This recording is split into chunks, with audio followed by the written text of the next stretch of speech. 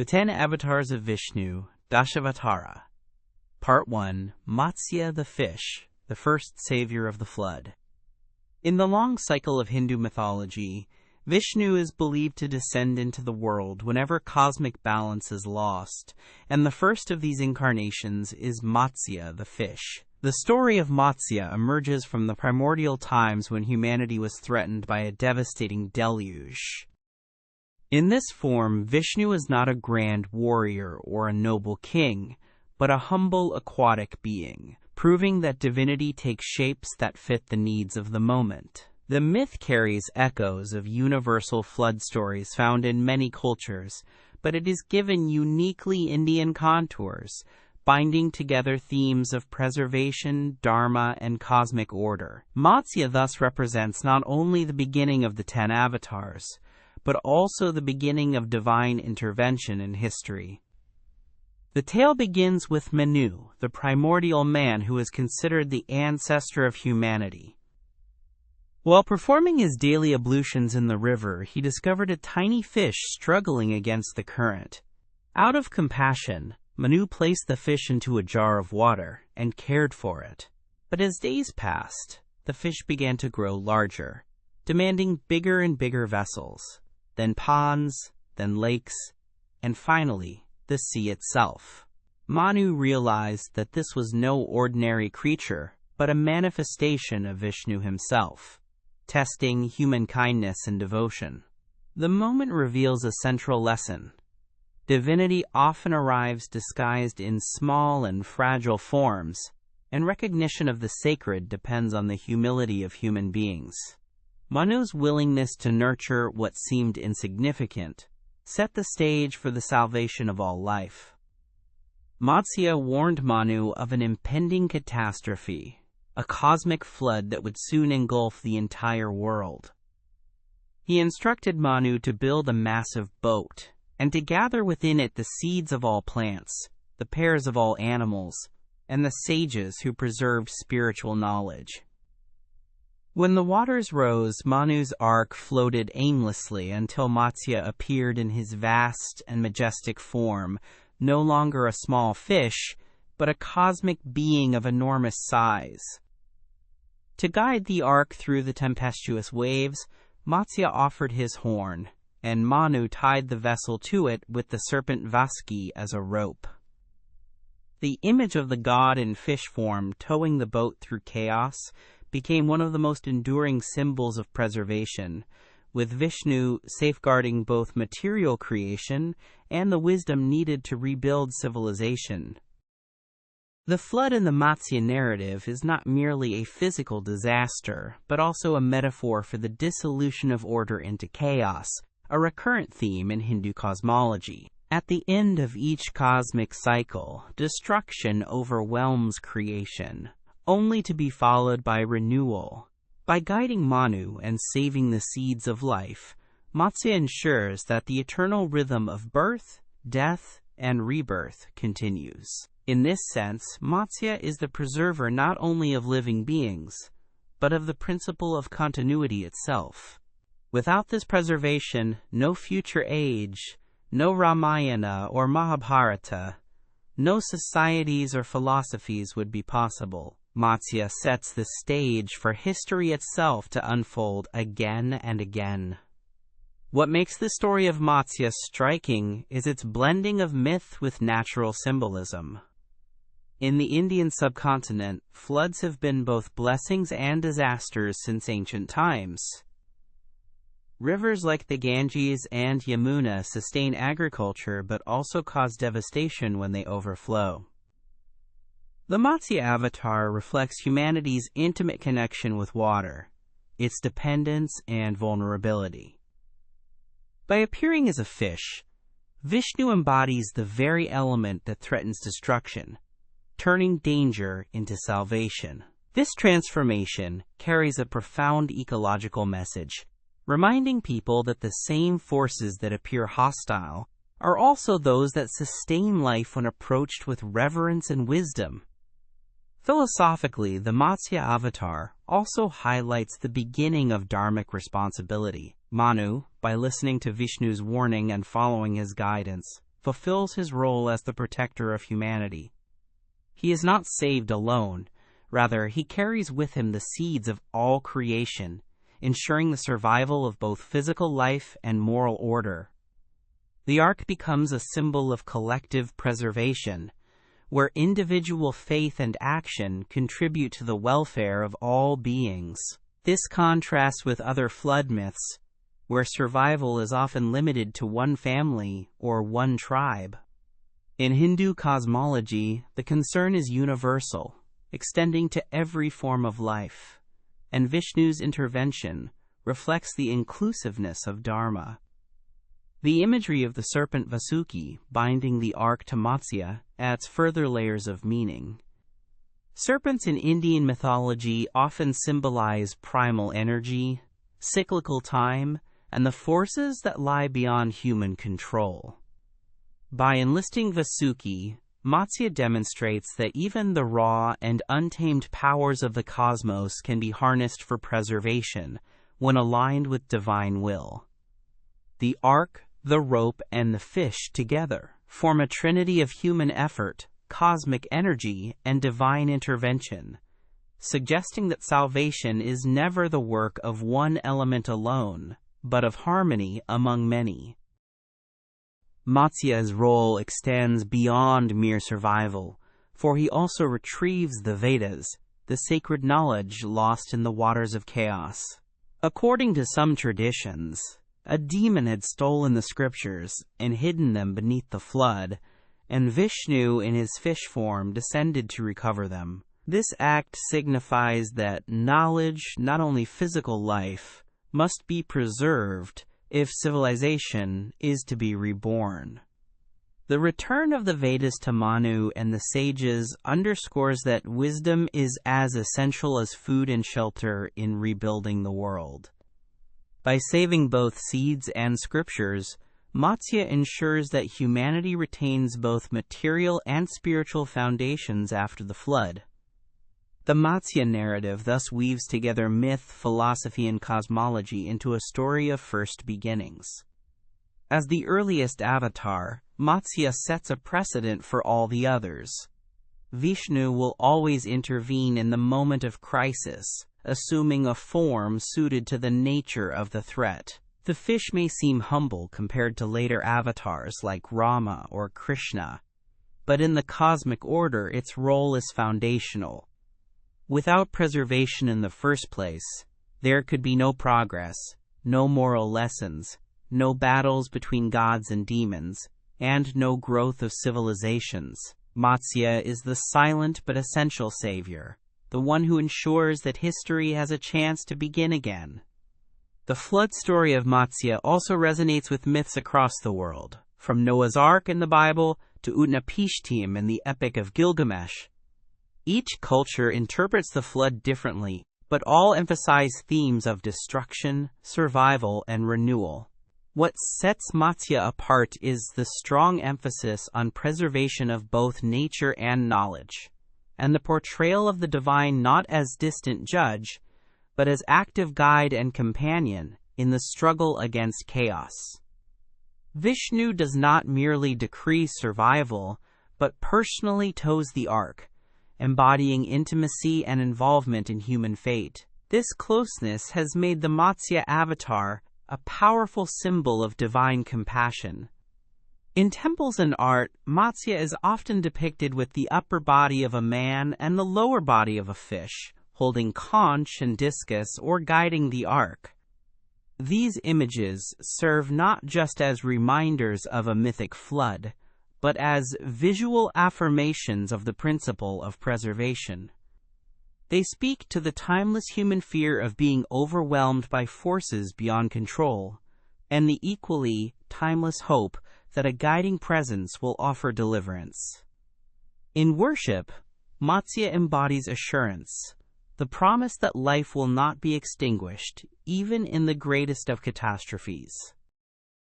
Matsya, the first savior of the flood, marks the beginning of the story of Vishnu's avatars, and through this narrative, the idea of preservation as a sacred duty enters human consciousness. By protecting Manu, gathering life, and restoring the Vedas, Vishnu in his fish form secured the continuity of both nature and culture. The humble fish becomes the guardian of existence, proving that the smallest forms can carry the greatest responsibilities. As the first avatar, Matsya embodies the eternal principle that whenever chaos rises, divine presence will descend to guide creation back toward harmony. In this way, Matsya is not only the first savior, but the eternal reminder of resilience and renewal. Part 2, Kurma the Tortoise, Balancing the Churning Cosmos. The second incarnation of Vishnu is Kurma, the Great Tortoise, who plays a central role in one of the most powerful myths of Hindu tradition, the churning of the ocean. Unlike Matsya, who appeared to save creation from a flood, Kurma emerges to stabilize the very axis of the cosmos during a time when gods and demons alike sought the nectar of immortality. This avatar is not a savior of beings in the direct sense, but a preserver of cosmic balance, embodying the principle that strength lies in steadiness and that endurance often achieves what force cannot.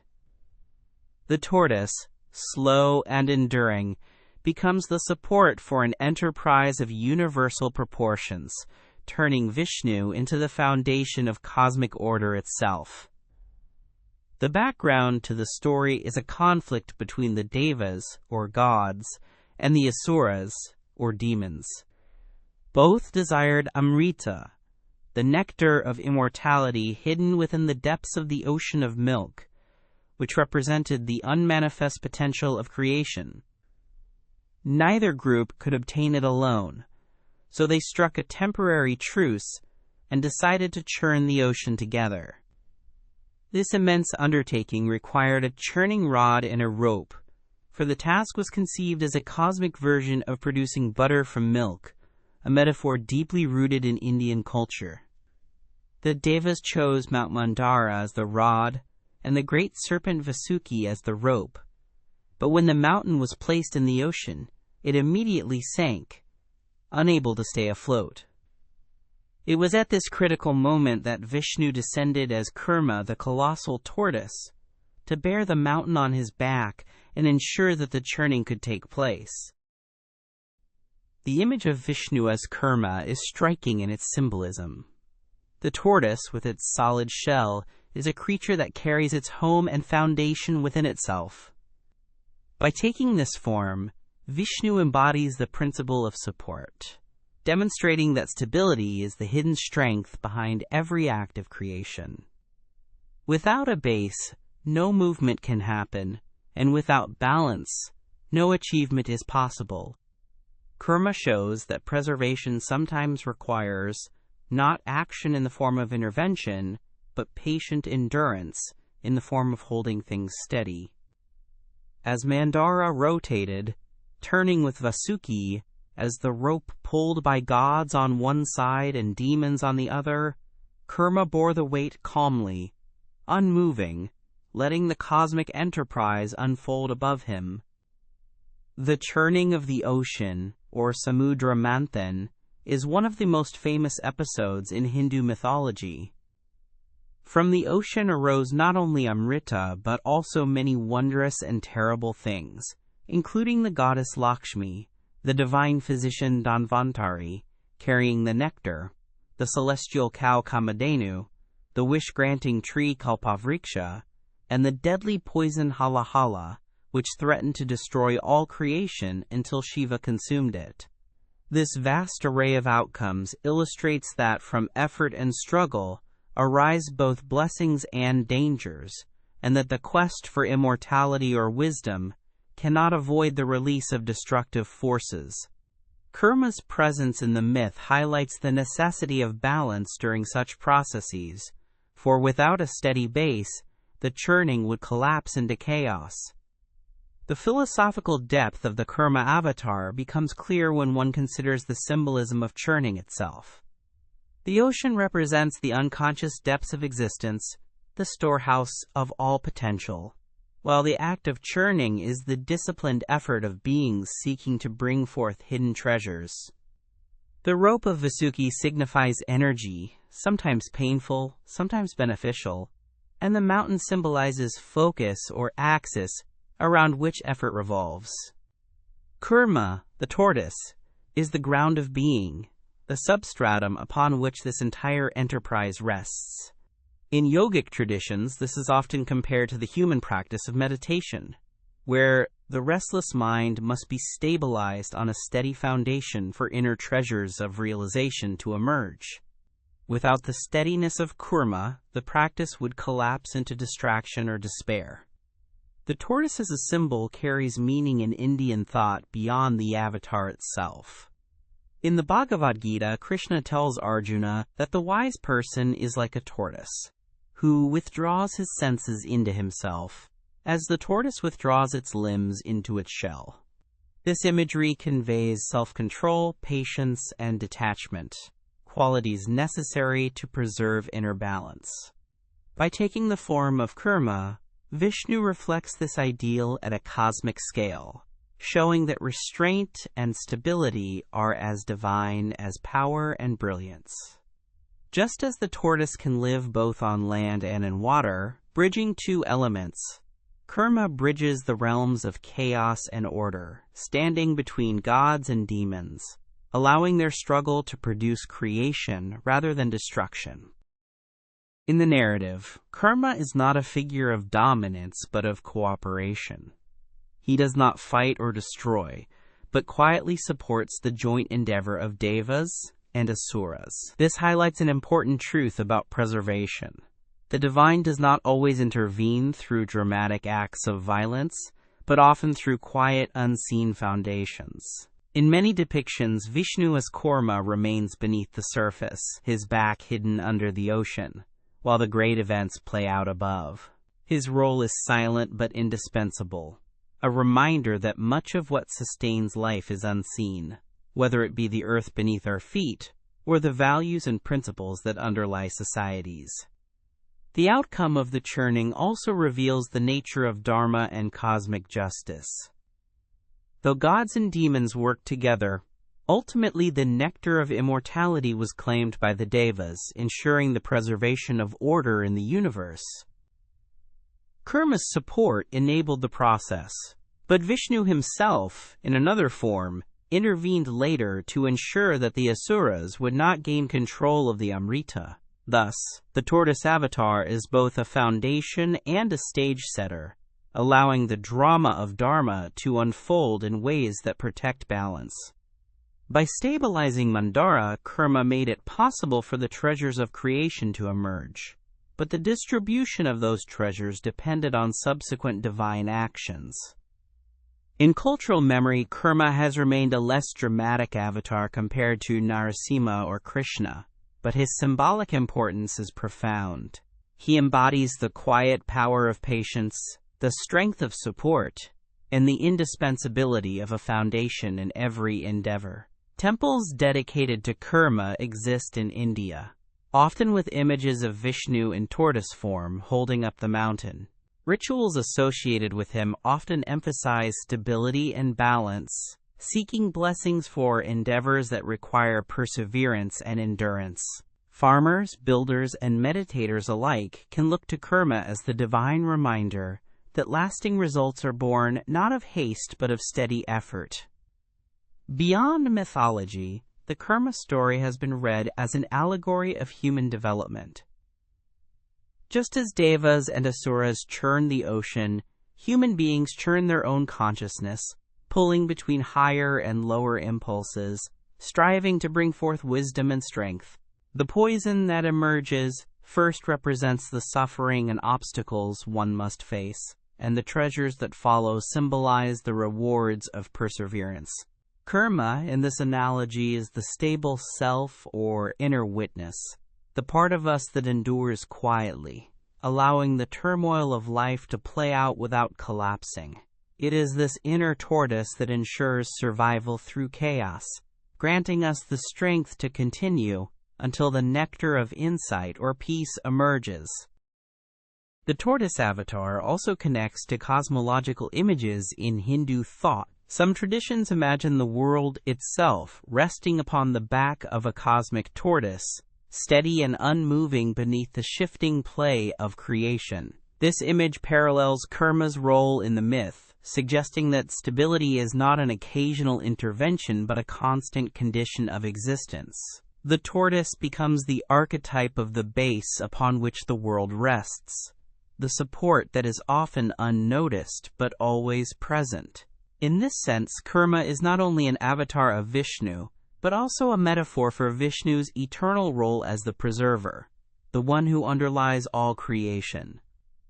From a spiritual perspective, Kurma teaches the importance of balance in the face of struggle. The churning of the ocean was an immense act, producing both poison and nectar, reflecting life's dual nature. Without a steady base, such churning would collapse into chaos. Likewise, in human endeavors, whether spiritual, social, or personal, the ability to remain steady in the midst of conflict determines success. Kurma stands as the divine example of such steadiness, reminding us that preservation is not always about saving lives in dramatic moments, but about providing the ground on which life and growth can occur. Thus, the second avatar of Vishnu, Kurma the Tortoise, is the embodiment of balance and foundation. By bearing Mount Mandara during the churning of the ocean, he allowed gods and demons to cooperate in bringing forth the treasures of creation. His role may seem quiet compared to other incarnations, but it is essential, for without a base, no endeavor can succeed. Kurma teaches patience, steadiness, and the unseen strength of support, values that echo across spiritual practice, mythology, and daily life. In him, Vishnu demonstrates that preservation is not only about rescuing from destruction, but also about sustaining balance in the midst of turmoil.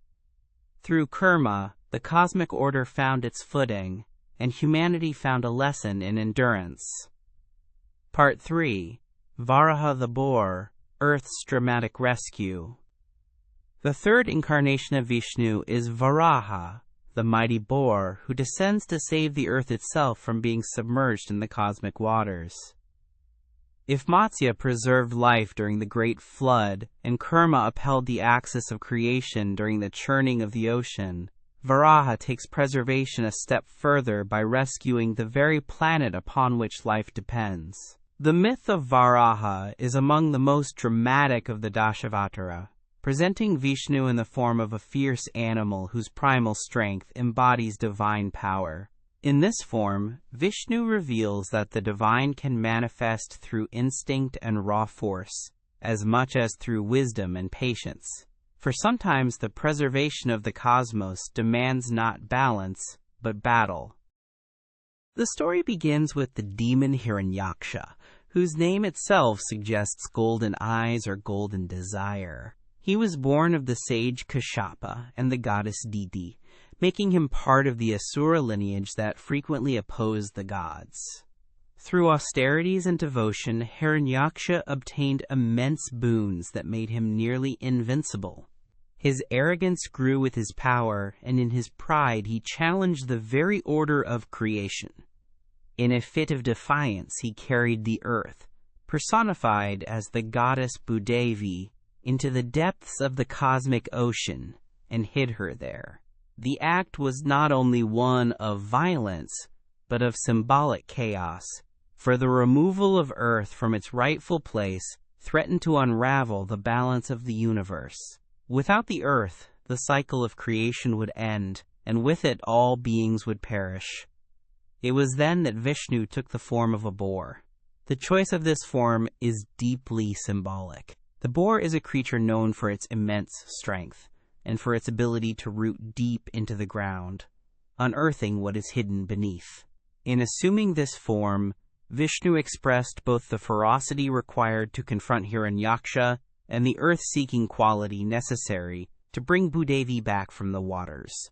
Emerging from the nostril of Brahma, according to some versions of the myth, Varaha at first appeared as a tiny animal, but he quickly grew in size until he spanned the heavens, his tusks gleaming like mountains, his roar shaking the cosmos. The humble and earthy animal thus became the very embodiment of divine might, reminding humanity that the sacred often appears in unexpected forms. Varaha dived into the depths of the ocean, searching for Bhudevi amidst the dark waters. The imagery is both mythic and symbolic. The earth lost in the ocean represents the loss of order, of dharma, drowned in the abyss of chaos. The descent of Varaha is therefore not only a rescue mission, but also a cosmic act of restoration, returning stability to existence. When he found Bhudevi, he lifted her gently on his tusks, raising her from the depths to the surface once more. This moment has been celebrated in countless sculptures and paintings, with Vishnu as the colossal boar holding the earth, often personified as a goddess seated gracefully upon his tusks. It is an image of strength combined with tenderness, of raw power in service of preservation. Yet Varaha's task was not complete, for Hiranyaksha stood in his way. The demon confronted him in the ocean, and their battle shook the cosmos. The fight between Varaha and Hiranyaksha is described in epic detail in the Puranas. Waves crashed, winds howled, and the very elements trembled as god and demon clashed. The boar's ferocity matched the demon's arrogance, and after a long struggle, Vishnu, as Varaha, slew Hiranyaksha with a blow of his tusks.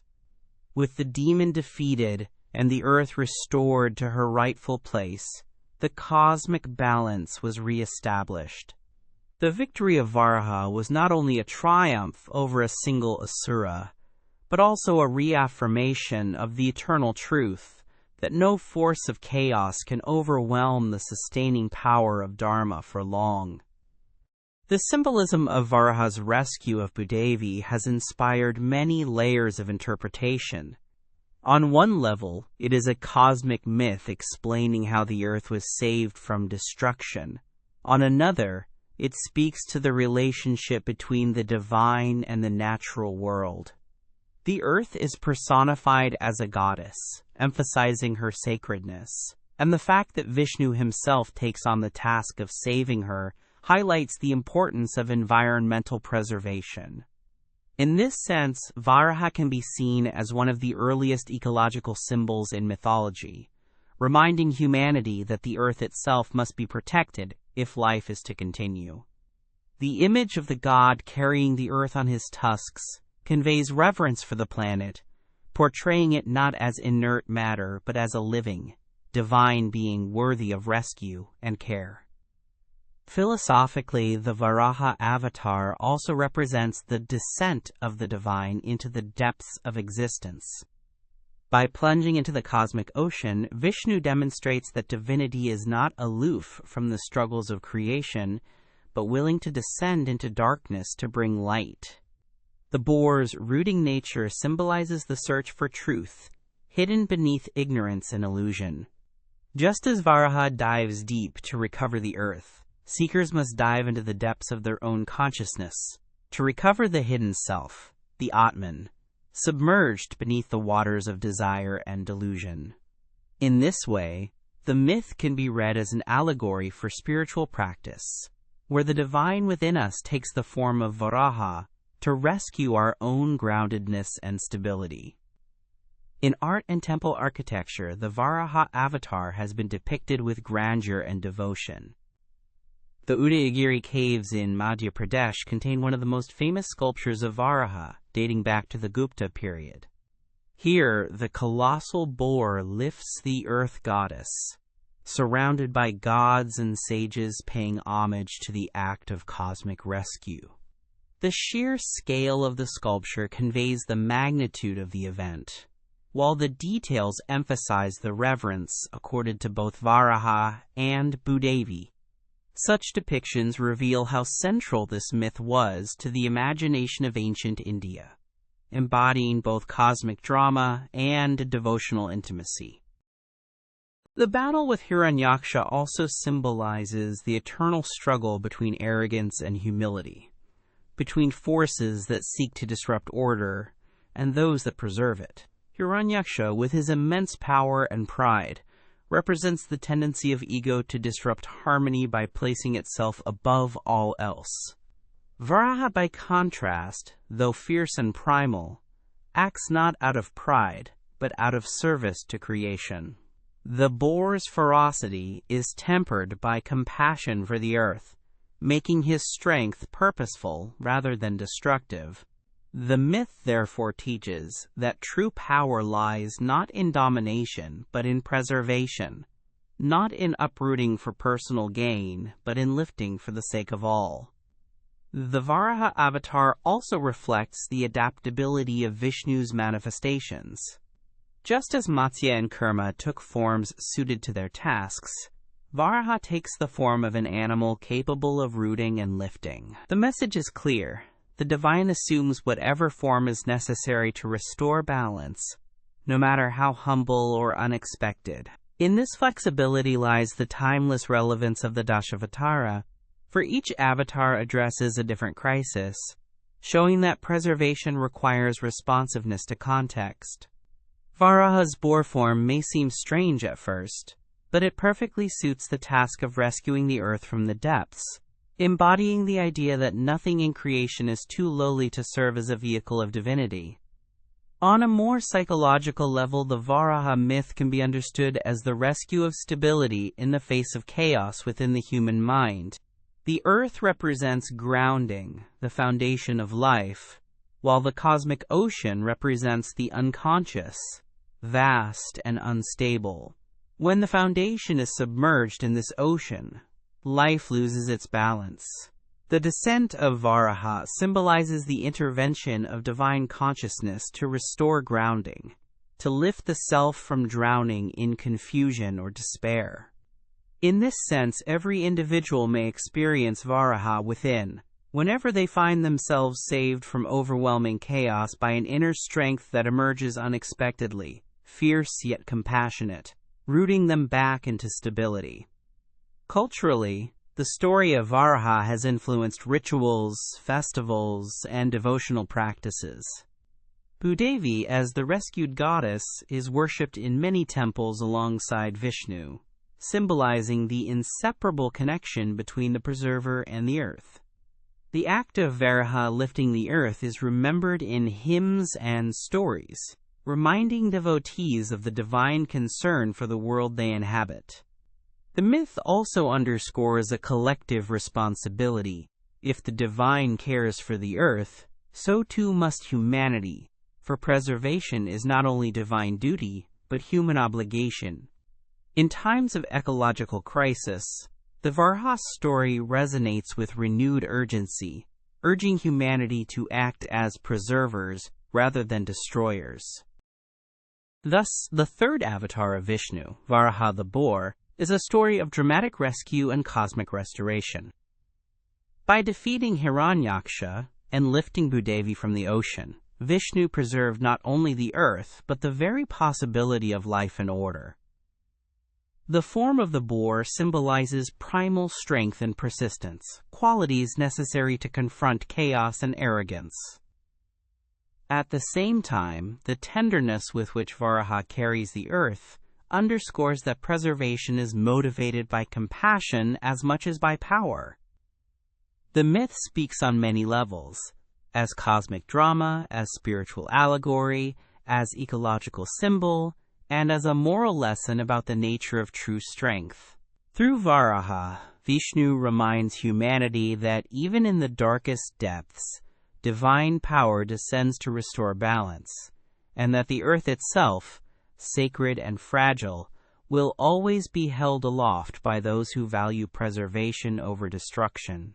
In this way, Varaha remains one of the most profound images of divine intervention in the Dashavatara. Part 4. Narasimha, the Lion Man avatar of divine wrath. Among the 10 incarnations of Vishnu, Narasimha stands out as the most ferocious and awe-inspiring. Neither holy man nor entirely beast, Narasimha is a hybrid form, a lion-headed man whose terrifying appearance embodies the unstoppable fury of the divine when dharma is threatened. Unlike earlier avatars such as Matsya, Kurma, or Varaha, who preserve the cosmos through acts of rescue and support, Narasimha emerges as a figure of violent retribution. His story, preserved in the Puranas and celebrated in art and ritual, centers on the triumph of faith over tyranny, the protection of the devotee, and the inviolable nature of divine promise. Narasimha shows that when cruelty and arrogance rise to unbearable levels, the preserver of the universe can assume a form of destruction in order to restore balance. The background of the Narasimha avatar begins with Hiranyakashipu, the Asura king, who was the brother of Hiranyaksha, slain earlier by Vishnu in his Varaha form. Determined to avenge his brother's death and to establish dominion over the gods, Hiranyakashipu undertook severe austerities to gain extraordinary boons from Brahma. Through his penances, he won near invincibility. He could not be killed by man or beast, neither indoors nor outdoors, neither in the day nor at night, neither by weapons of the living nor of the inanimate. Confident in these protections, Hiranyakashipu grew arrogant and declared himself supreme, demanding that all beings worship him instead of Vishnu. His reign became a tyranny of pride and cruelty, where defiance of his will meant death. Yet in his own household, resistance arose in the form of his son Prahlada. Prahlada, from a young age, was a devoted worshipper of Vishnu. Despite being raised in an environment of hostility to the gods, his heart was filled with unwavering bhakti.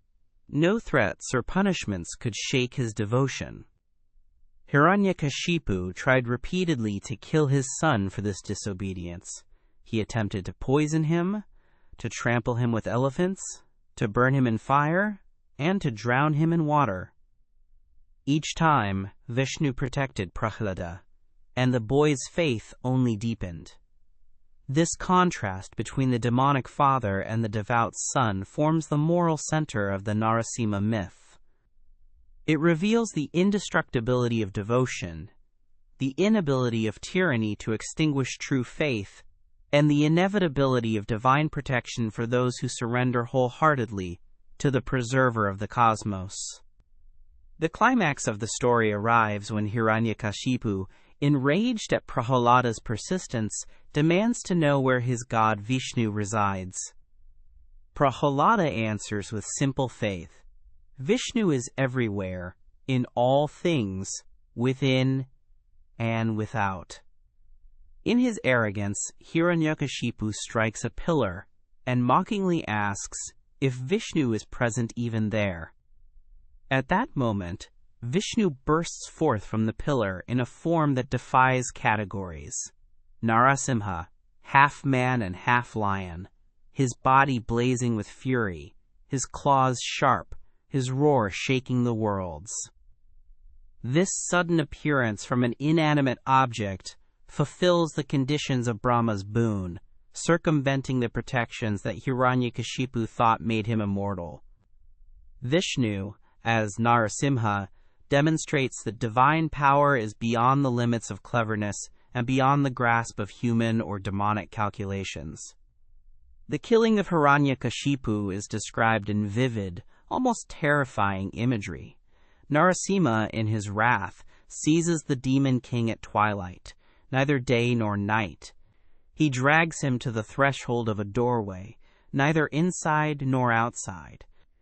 Placing him on his lap, neither earth nor sky, Narasimha tears him apart with his claws, neither weapon nor tool.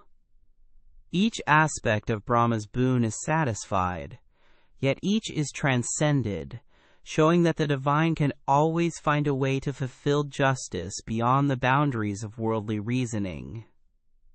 In this act of cosmic wrath, Narasimha establishes the futility of arrogance. and the inevitability of divine retribution when dharma is violated. The image of Narasimha is both terrifying and reassuring.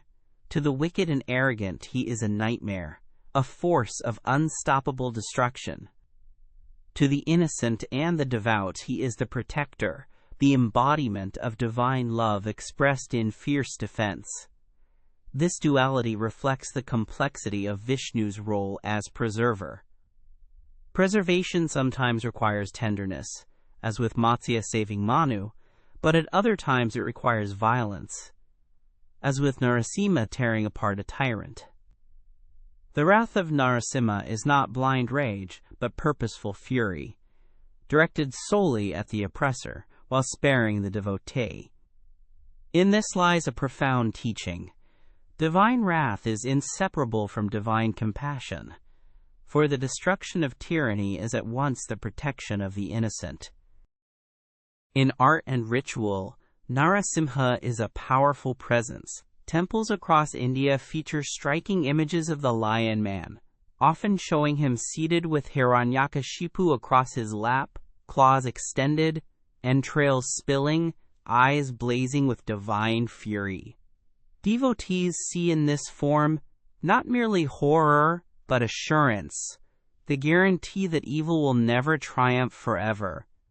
Narasimha is worshipped especially in South India, with famous temples at Ahobilam in Andhra Pradesh and Simhachalam near Visakhapatnam, where the deity is venerated both as fierce destroyer and as gentle protector. The duality of his form is reflected in worship practices. Some rituals emphasize his ferocity, while others soothe his anger, addressing him with hymns of peace and compassion.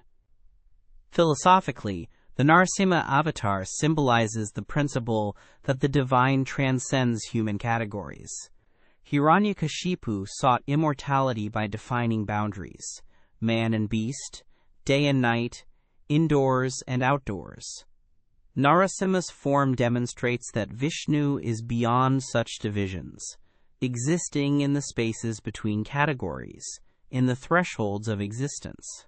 The Lion Man is a paradox, and in that paradox lies the teaching that the divine cannot be captured by human logic.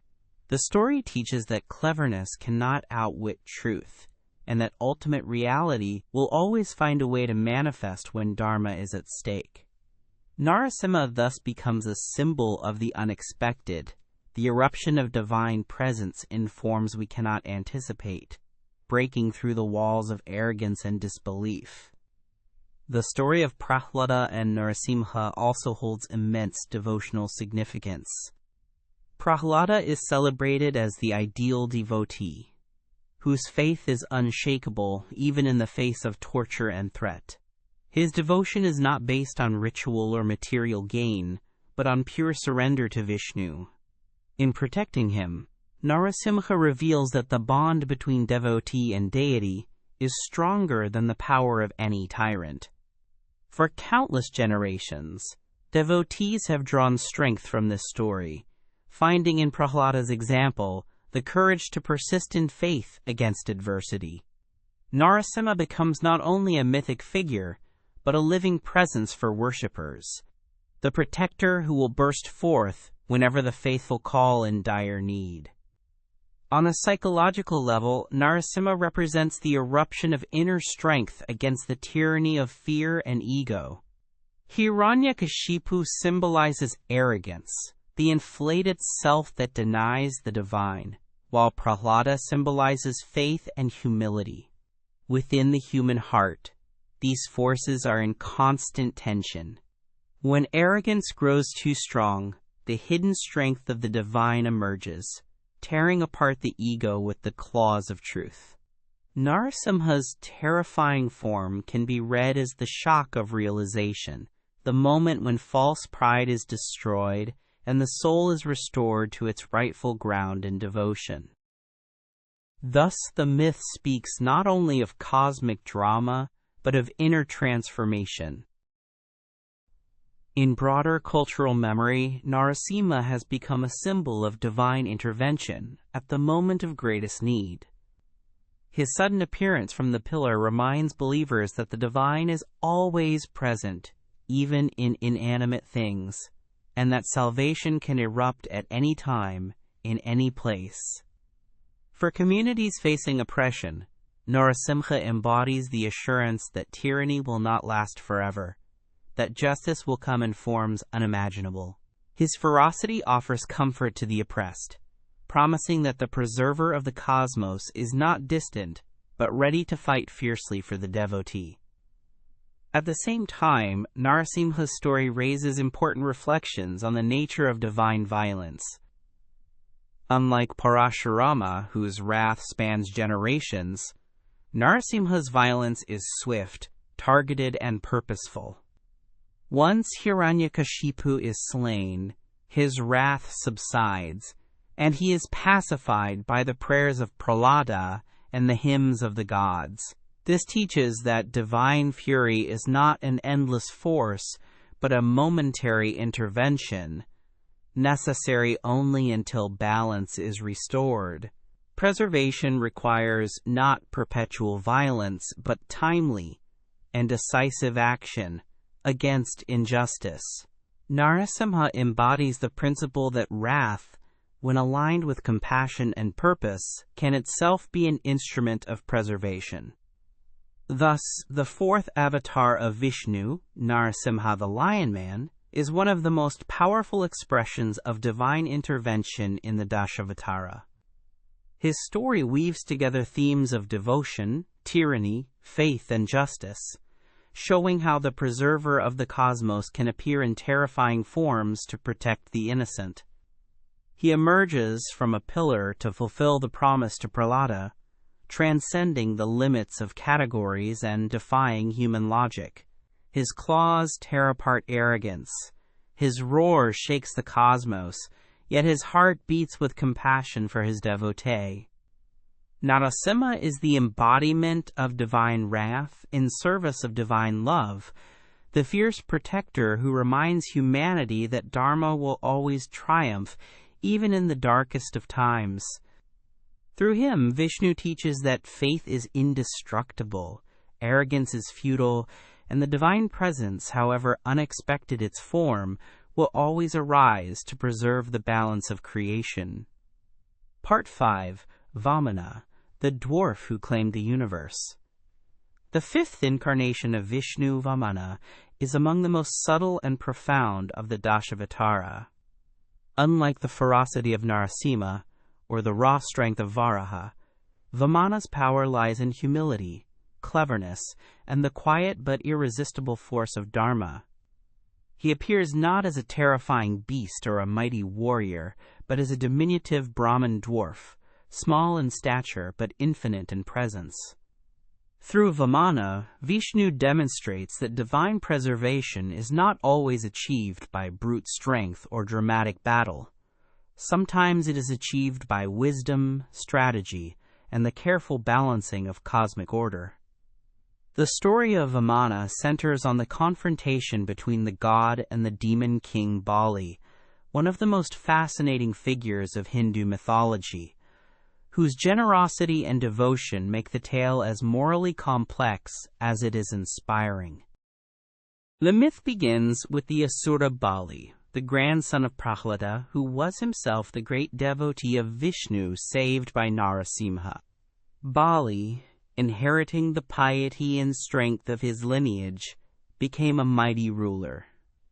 Through devotion, sacrifice, and valor, he conquered the three worlds, earth, heaven, and the underworld, and became lord over gods and men alike. Unlike many other asuras, Bali was not cruel or unjust. He was known for his fairness, generosity, and devotion to dharma in his own way. Yet his reign represented an imbalance in the cosmic order. The Devas, stripped of their realms, appealed to Vishnu for help. The preservation of balance required divine intervention, not because Bali was wicked, but because the eternal cycle demanded that no one force, whether divine or demonic, should dominate all existence. It was then that Vishnu incarnated as Vamana, the dwarf Brahmin, appearing at the sacrificial ground where Bali was performing a great yajna. Vamana was a figure of simplicity, small, unassuming, clad in the robes of a wandering mendicant, carrying a wooden umbrella. His arrival was humble, but his presence radiated divine energy. Bali, known for his generosity, welcomed the Brahmin guest with reverence, offering him anything he desired. Vamana, in his soft and modest voice, asked only for 3 paces of land, measured by his own steps. The request seemed laughably small to Bali, whose conquests spanned the cosmos. Without hesitation, he agreed, despite warnings from his guru Shukracharya, who suspected divine trickery. True to his nature, Bali honored his word, for once a gift was promised in the presence of fire, it could not be withdrawn. At that moment, the dwarf form of Vamana began to grow. He expanded until he filled the sky, his body becoming cosmic in scale, his strides covering heaven and earth. With his first step, he measured the earth. With his second, he claimed the heavens. The 3 worlds were encompassed in just 2 strides, leaving no space for the third. Bali, realizing that his promise could not be fulfilled in material terms, bowed before Vamana and offered his own head for the third step. In this act of surrender, Bali revealed his greatness, for he was willing to lose everything rather than break his word. Vishnu, moved by his devotion and integrity, placed his foot on Bali's head, pushing him down into the underworld, but not as a punishment. Instead, Bali was granted sovereignty over the netherworld, and was promised immortality and honor as one of the greatest kings to have lived. The symbolism of the Vamana avatar is rich and multi-layered. On the surface, it is a tale of divine trickery, of the gods reclaiming their lost realms from a demon through cunning. But at a deeper level, it conveys profound lessons about humility, power, and the nature of dharma. Vamana's smallness contrasts with his cosmic form, showing that greatness often hides in humility, and that even the smallest presence can contain infinity. The dwarf who asks for 3 steps of land becomes the giant who spans the universe, revealing the divine paradox of Vishnu's nature, limitless yet hidden, humble yet all-encompassing. The story also reflects on the limits of human ambition. Bali's conquests were not unjust, but they upset the balance of the cosmos. No ruler, however noble, can possess the universe, for it belongs to the divine alone. By reclaiming the 3 worlds, Vishnu restores the eternal balance between devas and asuras, ensuring that neither dominates completely. Yet Bali's surrender elevates him to a status greater than that of many kings.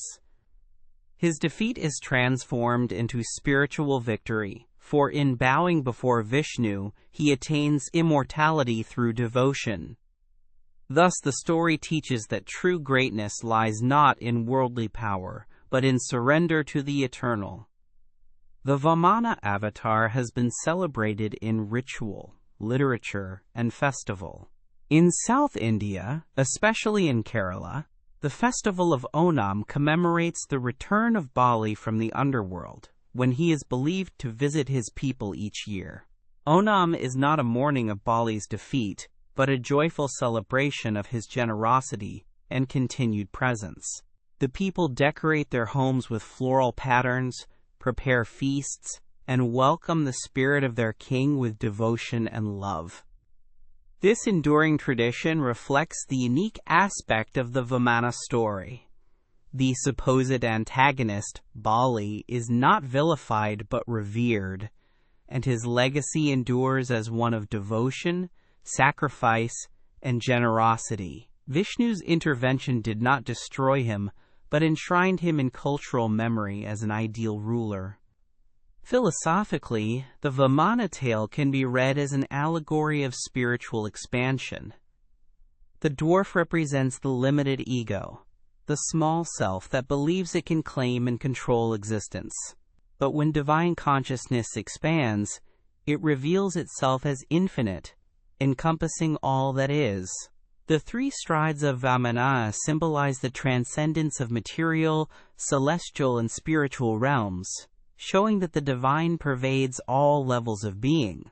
Bali's surrender represents the surrender of the ego to this infinite consciousness, the recognition that the self cannot own or control the cosmos, but can find true fulfillment in offering itself to the divine. In this way, the Vamana avatar speaks to seekers of truth, reminding them that humility and surrender lead to ultimate liberation. The imagery of Vamana is also powerful in its simplicity. The Brahmin dwarf embodies the ideal of the seeker, humble, dependent, asking for little yet carrying infinite potential. His umbrella signifies protection, his staff discipline, his form humility.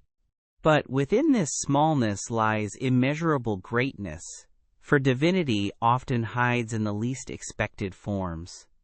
This reflects a broader theme in Hindu thought, that the sacred is not always found in grandeur, but often in simplicity, that the infinite dwells in the small and the ordinary. Vamana reminds humanity to look beyond appearances, to recognize that even the smallest being may embody the divine. The moral complexity of the Vamana story also makes it unique among the Dashavatara. Unlike Hiranyakashipu or Ravana, Bali is not a villain but a noble figure. His generosity is his defining quality, and it is this very quality that leads to his apparent downfall. Yet his story does not end in disgrace but in elevation, for Vishnu himself becomes his protector, promising that Bali will return in the future as a ruler of a golden age. In this, the myth suggests that divine intervention is not always about destroying evil, but about restoring balance, even when that means humbling the great. Bali's fate shows that defeat can be transformation, and that true honor lies in surrender to the eternal.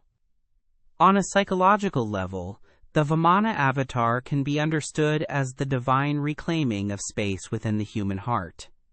Just as Bali tried to own the three worlds, human beings often try to claim existence for themselves, driven by ambition and desire. But when the divine enters, even in small ways, it gradually expands, filling the mind, heart, and spirit until nothing remains outside it. The three steps represent the total claim of the divine over body, mind, and soul, leaving no room for ego. The story invites individuals to become like Bali, offering themselves wholly to the divine, even when it means surrendering what they thought was theirs. The cultural memory of Vamana and Bali continues to shape devotional life. In temples, the dwarf form of Vamana is often worshipped alongside his cosmic form, reminding devotees of the paradox of humility and greatness. In rituals, his request for 3 steps is recited as a reminder that the divine claims not grand offerings but simple acts of surrender. In philosophy, his story is cited as an example of how dharma works in subtle ways, not through brute force, but through wisdom and balance. And in festivals like Onam, the memory of Bali's generosity is kept alive, showing how even the humbled king continues to inspire love and devotion. Thus, the 5th avatar of Vishnu, Vamana the dwarf, is one of the most profound incarnations of the Dashavatara. By confronting Bali not with weapons but with humility, by asking not for conquest but for 3 small steps, Vishnu reveals the subtlety of divine preservation. His dwarf form becomes cosmic, his 3 strides encompass existence, and his devotee Bali attains immortality through surrender. The story speaks of humility, balance, and the paradox of the divine. Small yet infinite, gentle yet irresistible. Vamana teaches that preservation is not always a matter of destruction, but of reclaiming space for dharma, and that the greatest act is not conquest, but surrender. Through him, humanity learns that the universe cannot be owned, only offered, and that the divine presence may arrive in the humblest of forms to remind us of the infinite that lies hidden within the small. Part 6. Parashurama, the warrior with an axe and a mission. Among the 10 incarnations of Vishnu, Parashurama occupies a fascinating and complex place. Unlike the earlier animal or semi-animal forms, and unlike the later more widely worshipped avatars such as Rama and Krishna, Parashurama is both human and divine, a warrior sage who embodies the paradox of discipline and violence. His name literally means Rama with the axe, and his mission was nothing less than to rid the world of corruption among the ruling class of Kshatriyas. In him we find a form of Vishnu who is relentless, fierce, and uncompromising, a divine intervention meant to restore balance when human power and pride had gone too far. Parashurama's story is not only about vengeance and warfare, but about the role of justice, the dangers of arrogance, and the way divine preservation sometimes manifests in harsh and severe forms. Parashurama was born to the sage Jamadagni and his wife Renuka. His father was a Brahmin, a priestly sage devoted to austerities, while his mother came from a noble lineage. From birth, Parashurama inherited both spiritual discipline and martial prowess, combining the wisdom of a Brahmin with the strength of a warrior. This dual heritage is central to understanding him. He is the only avatar of Vishnu who is a Brahmin by birth, but takes up arms like a Kshatriya. His existence challenges rigid divisions of caste and role, showing that when dharma is threatened, divine purpose transcends social categories. Vishnu's choice to incarnate as such a figure reflects the need for balance between knowledge and power, reminding humanity that wisdom must guide strength, and strength must protect wisdom. The central narrative that defines Parashurama's mission revolves around the arrogance of the Kshatriya class. Over time, kings and warriors, intoxicated with power and blinded by wealth, began to oppress the people and disrespect the authority of sages and the sanctity of dharma. The balance between rulers and spiritual guides broke down, and society tilted towards tyranny. In particular, the legend tells of the Haihaya king Kartavirya Arjuna, a mighty ruler who possessed 1,000 arms and unmatched strength.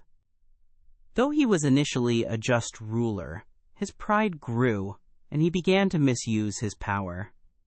Once, during his travels, Kartavirya Arjuna visited the hermitage of Jamadagni and was treated with utmost hospitality. The sage, through his divine cow Kamadhenu, provided endless food and comfort for the king and his retinue. But the king, filled with greed, coveted the cow and forcibly took it away. This act of arrogance against a peaceful sage marked the beginning of a great confrontation. When Parashurama returned and discovered the outrage, he was consumed with fury. With his divine axe given to him by Lord Shiva after intense penance, he pursued Kartavirya Arjuna and slew him in battle.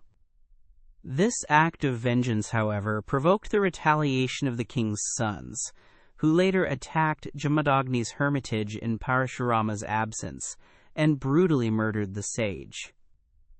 Renuka, his mother, wept at the sight, and Parashurama's wrath blazed like fire. In his grief and rage, he vowed to rid the earth of Kshatriyas not once, not twice, but 21 times over. True to his vow, he scoured the land, waging war after war, annihilating oppressive kings and dismantling their dynasties.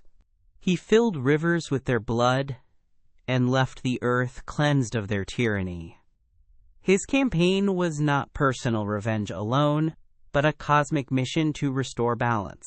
For when rulers defy dharma, society itself begins to crumble. The figure of Parashurama stands out in the Dashavatara for the intensity of his anger and the relentless violence of his mission. Yet this violence is framed not as destruction for its own sake, but as an act of preservation. Vishnu, as the preserver, sometimes intervenes through gentle means, as with Matsya guiding Manu, or through steady support, as with Kurma. But when corruption becomes too entrenched, preservation requires harshness. Parashurama's axe symbolizes this uncompromising justice. The axe is not a weapon of elegance, but of raw force, capable of cutting through arrogance and uprooting corruption. By wielding it, Vishnu demonstrates that sometimes cosmic order demands fierce intervention, and that dharma is not always restored by persuasion, but by decisive action. At the same time, Parashurama is not merely a warrior. He is also depicted as a sage, devoted to penance and austerities, often meditating in forests or mountains after his campaigns. This dual identity reflects the paradox of his mission. He is not driven by lust for power or wealth, but by devotion to dharma. After fulfilling his vow of annihilating the Kshatriyas 21 times, he performed a great yajna, a sacrificial ritual, and donated the earth to the Brahmins, renouncing the fruits of conquest. This act emphasizes that his wars were not for personal gain, but for cosmic balance. He remains a reminder that violence, when it serves preservation and is followed by renunciation, can be an instrument of divine will. The stories of Parashurama also include episodes that highlight his uncompromising devotion to his parents. One famous tale describes how Jamadagni once commanded Parashurama to behead his mother Renuka, who had faltered in her chastity by harboring a momentary distraction. Though shocked, Parashurama obeyed without hesitation, demonstrating his absolute discipline. Pleased with his obedience, Jamadagni granted him a boon, and Parashurama immediately asked for his mother's life and purity to be restored. This story, though disturbing to modern readers, conveys the ancient ideal of filial obedience and the power of discipline in spiritual practice. It also reflects the complex moral landscape of Parashurama's character, where obedience, wrath, compassion, and renunciation coexist in tension. In the broader cycle of Hindu mythology, Parashurama is unique among the avatars of Vishnu in that he does not disappear after his mission is complete. Instead, he is believed to remain alive, dwelling on earth even now, as a Chiranjeevi, an immortal being. His presence spans ages, and he appears in later stories, intersecting with other incarnations. Most notably, he meets Rama of the Ramayana. In this episode, after Rama breaks Shiva's bow to win Sita's hand, Parashurama confronts him in anger, testing his worth. Recognizing Rama as another form of Vishnu, Parashurama eventually surrenders his weapons and withdraws from the world. This passing of the bow and the recognition of Rama symbolize the transition from one phase of divine intervention to another. Parashurama also appears in stories of Krishna, offering training or blessings. His enduring presence underscores his role as a bridge between different epochs of the cosmic order. The cultural and symbolic significance of Parashurama is profound. On one level, he embodies divine wrath, the necessary destruction of corruption and arrogance. On another, he represents the tension between violence and renunciation, between action and withdrawal. His dual identity as Brahmin and warrior challenges the rigidity of caste divisions, suggesting that divine purpose transcends human categories. In some traditions, Parashurama is revered as a teacher of martial arts, particularly the ancient science of weaponry, and he is sometimes invoked as a patron of warriors and martial traditions in Kerala and Karnataka. His image thus straddles the line between fearsome destroyer and wise teacher. From a philosophical perspective, Parashurama's story reflects the cyclical nature of dharma. Just as rulers rise to power and fall into corruption, so too must divine intervention rise to restore balance. Parashurama's repeated annihilation of the Kshatriyas symbolizes the recurring need to cleanse society of arrogance and injustice. The fact that he performed this act 21 times underscores that the struggle for dharma is never complete in a single effort, but requires vigilance across ages. His life teaches that preservation is not a passive act, but an ongoing battle against forces that seek to disrupt harmony. Psychologically, Parashurama can also be seen as a symbol of the inner struggle against ego and arrogance. The Kshatriyas he annihilated represent the impulses of pride, domination, and greed that arise within the human mind. The axe is the tool of discipline and detachment, cutting through these impulses to restore balance. His anger, though fierce, is directed not at random but at the corruption that threatens order. In this sense, every seeker may invoke the spirit of Parashurama within themselves, wielding the axe of discipline to cut away arrogance and restore the ground of dharma in their own lives. The story of Parashurama also carries social and political lessons. It warns of the dangers of unchecked power and the arrogance of rulers who forget their duty to the people. It asserts that even the mightiest kings are accountable to dharma, and that oppression will inevitably provoke divine correction. At the same time, it raises questions about the use of violence in the pursuit of justice, a theme that remains relevant in debates about war, punishment, and authority. Parashurama embodies both the necessity and the danger of violence, reminding us that force must be wielded with discipline, renunciation, and devotion to a higher principle, never for selfish ends. Thus, Parashurama, the sixth avatar of Vishnu, is the warrior with an axe and a mission, a figure of fierce divine justice and uncompromising discipline. His story begins with filial obedience, passes through the destruction of corrupt kings, and extends across ages as he endures as an immortal sage warrior. In him, Vishnu reveals that preservation sometimes requires harshness, that dharma must sometimes be restored through the axe. Yet even in his wrath, Parashurama renounces the fruits of conquest, offering the earth back to the Brahmins, demonstrating that violence without greed can still serve preservation. He stands as a reminder that dharma is fragile, that power must always be checked, and that divine intervention may come in fierce and terrifying forms when corruption grows too great. Through Parashurama, the lesson is clear. Preservation demands both strength and restraint, action and renunciation, and the courage to wield the axe of justice when balance is lost. Part 7. Rama, the ideal man in an imperfect world. Among the 10 avatars of Vishnu, Rama occupies a place of deep reverence and enduring cultural power. His story, told primarily through the Ramayana of Valmiki and later retellings in every corner of India and Southeast Asia, is one of virtue, duty, and sacrifice. Rama is not a cosmic fish or tortoise, nor a ferocious lion man, nor even a cunning dwarf.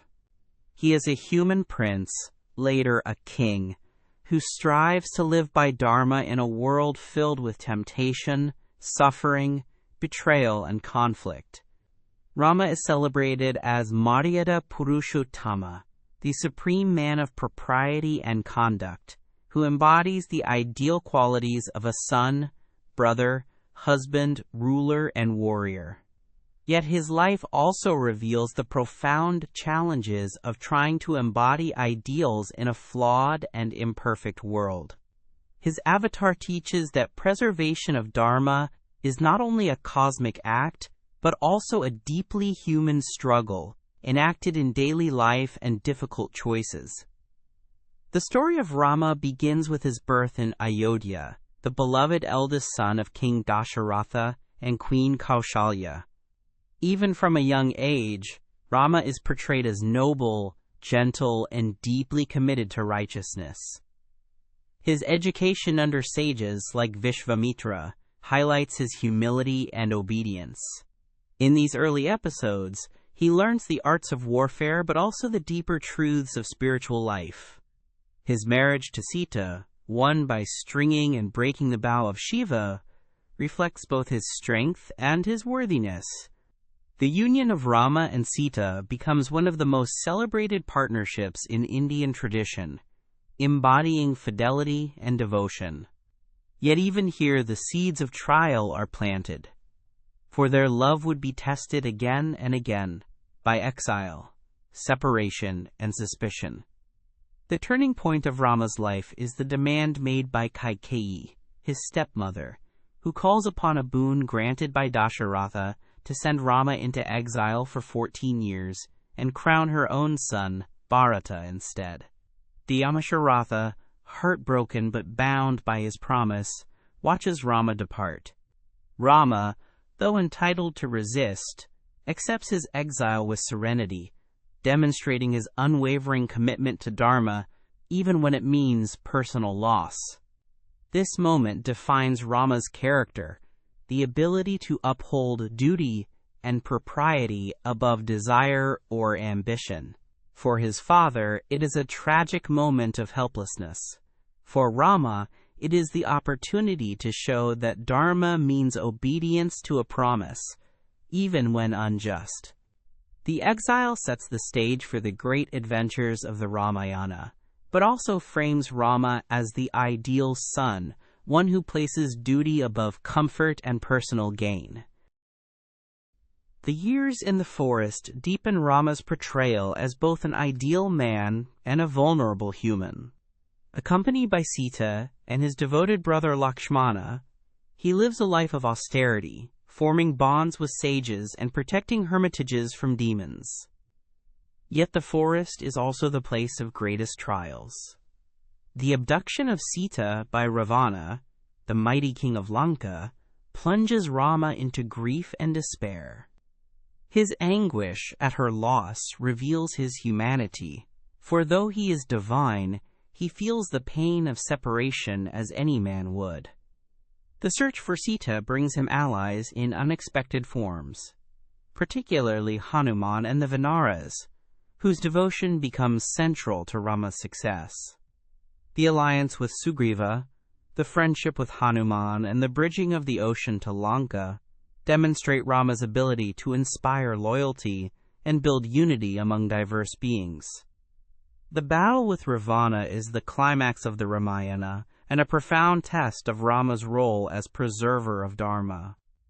Ravana is no ordinary villain.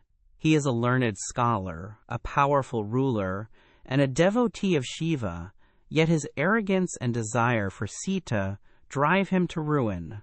In slaying Ravana, Rama does not simply destroy an enemy. He restores balance to the cosmos, demonstrating that even the greatest power cannot prevail when it violates dharma.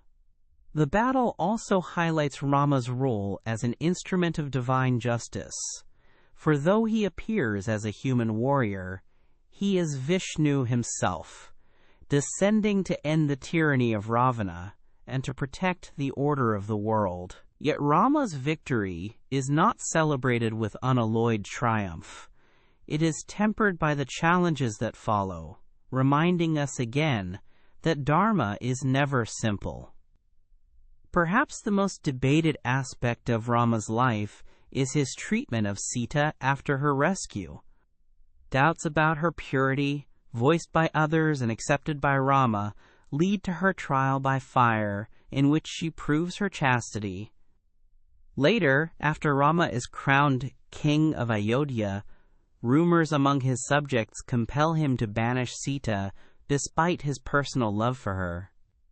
These actions reveal the tension at the heart of Rama's role. He is both an ideal husband and an ideal king, and sometimes these roles conflict. By sacrificing his personal happiness for the expectations of his people, Rama embodies the principle that a ruler's duty is to the kingdom before himself. Yet these decisions have been the subject of intense moral questioning. For some, they show Rama's unwavering commitment to dharma, even at personal cost. For others, they reveal the limitations of idealized duty when it conflicts with compassion and justice.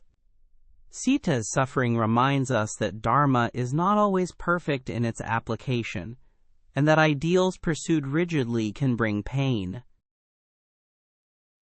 The Ramayana ends not only with Rama's triumph, but also with his profound loneliness. After Sita's final departure into the earth, Rama reigns as a just and noble king, but his life is marked by sorrow.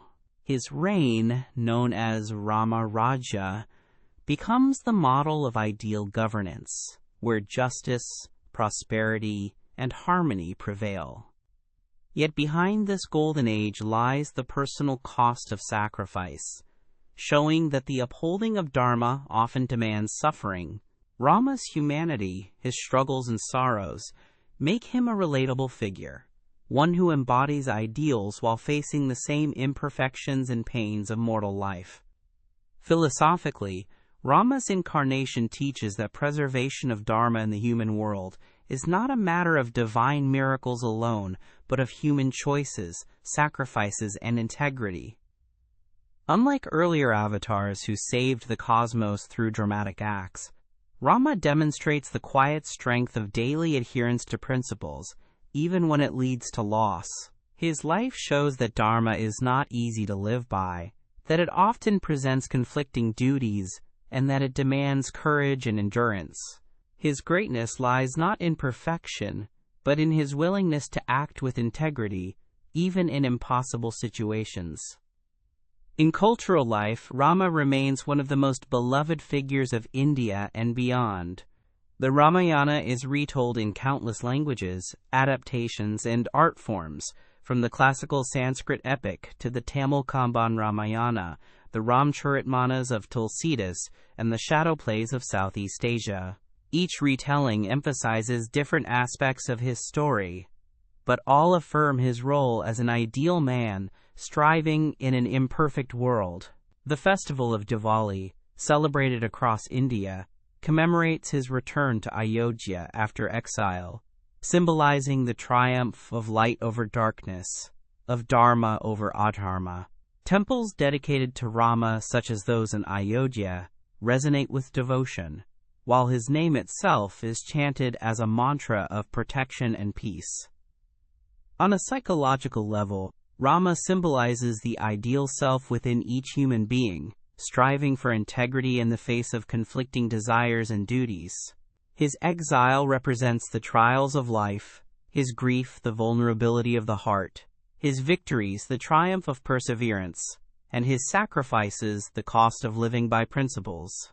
In him, devotees see both inspiration and companionship, inspiration to live by dharma, and companionship in knowing that even the ideal man suffered and struggled as they do.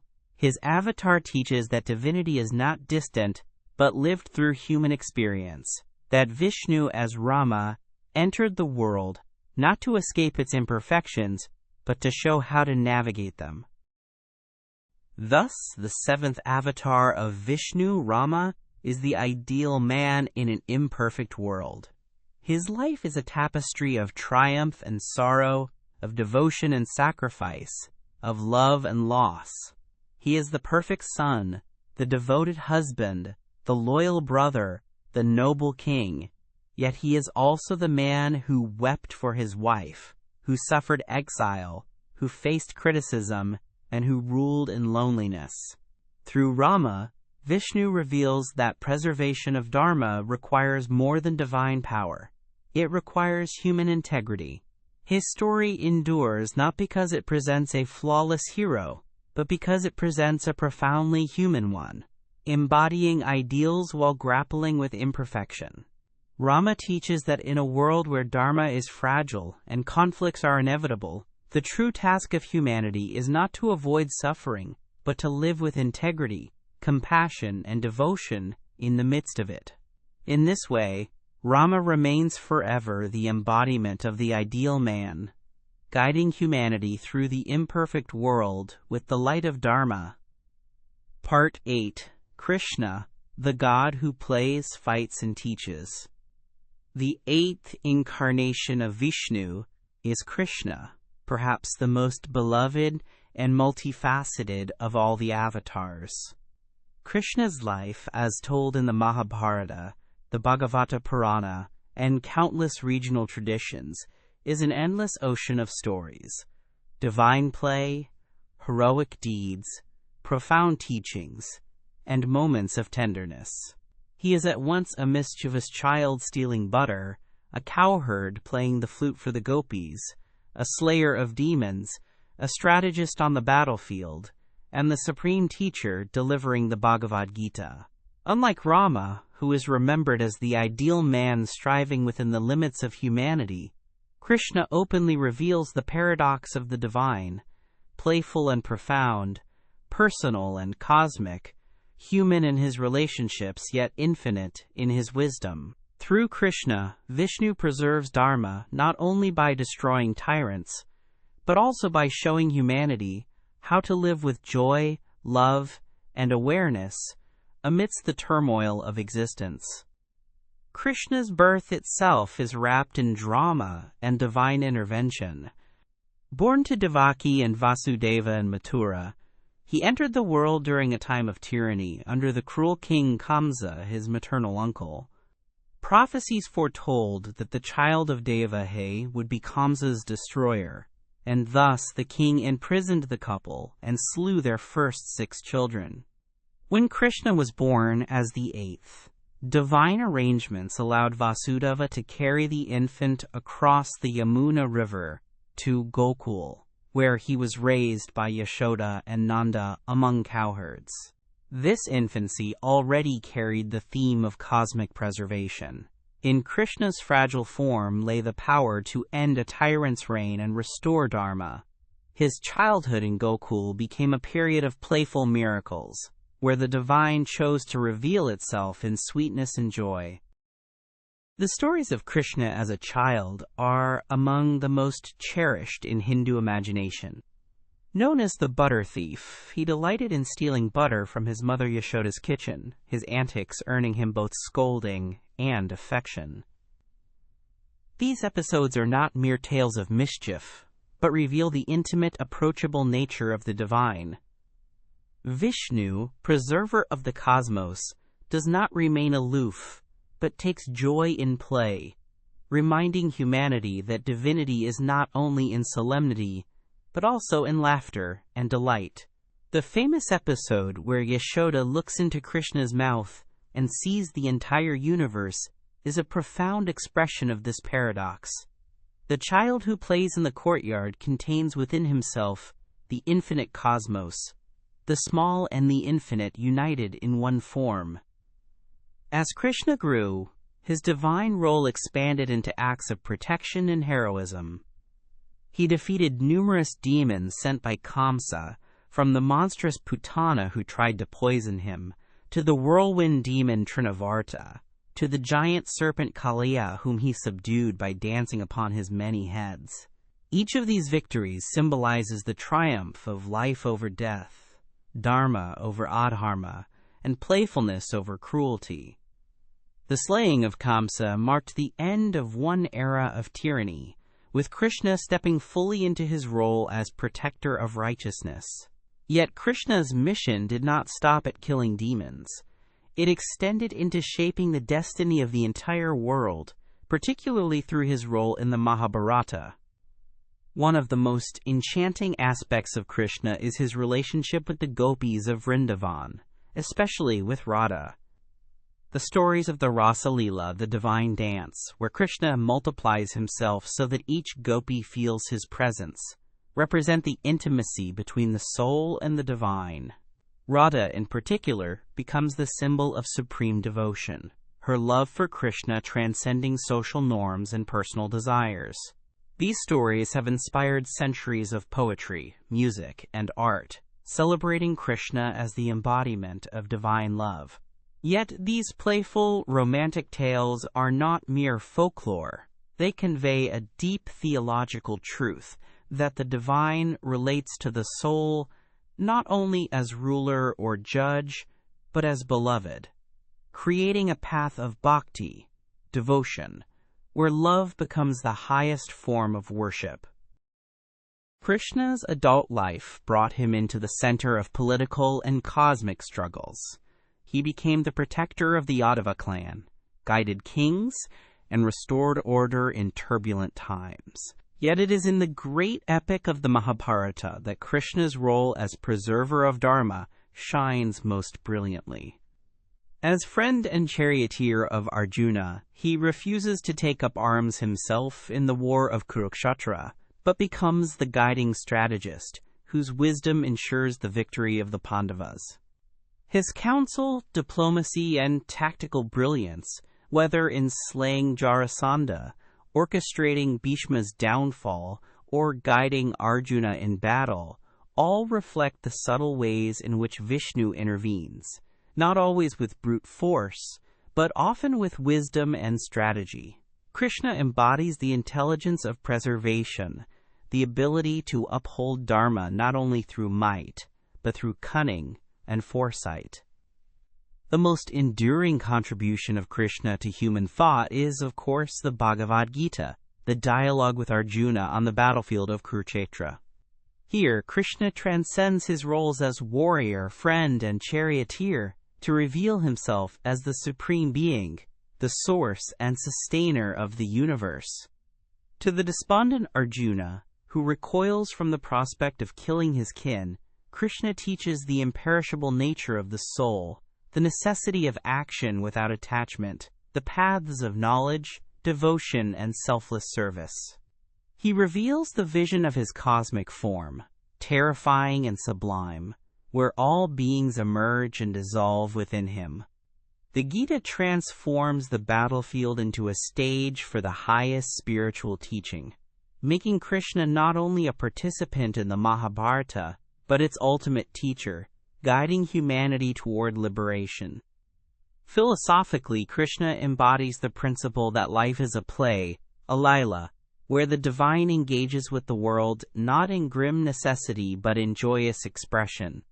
His childhood mischief, his youthful romances, his strategic brilliance, and his cosmic revelations all point to the idea that divinity is not confined to one aspect of existence. He is protector and destroyer, lover and teacher, strategist and mystic, embodying the fullness of life. This multiplicity makes Krishna relatable to all. The child, the lover, the warrior, the seeker, each finds in him a reflection of their own journey. Unlike other avatars who fulfill specific tasks, Krishna embodies the totality of divine engagement with the world, preserving dharma not only through acts of intervention, but through the very art of living.